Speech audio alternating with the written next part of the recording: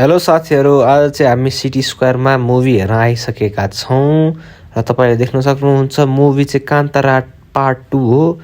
Coffee बोकेर हामी अगाडि बढ्दैछौँ किनकि फिल्म सुरु भइसकेको छ। साथी कफी लिइरहेको चियर्स गरेर हामीले चाहिँ फिल्म हेर्न थाल्यौँ।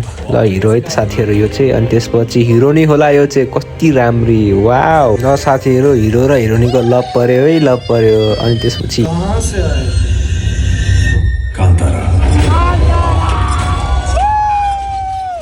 फिल्म चाहिँ आइसकिसकेको छ र त्यसबाट हामीले चाहिँ पपकर्न किनेर लिएर आएका छौँ।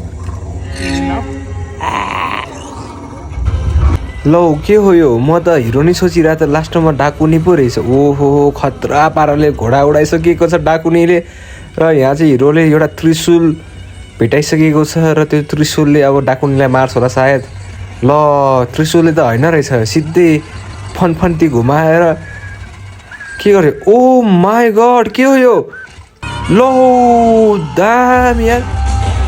साथीहरू मुभी त बब्बाल रहेछ है साथीहरू। तपाईँले हेर्नु भयो कि भएन? हामीले चाहिँ हलमै गएर हेरेका छौँ।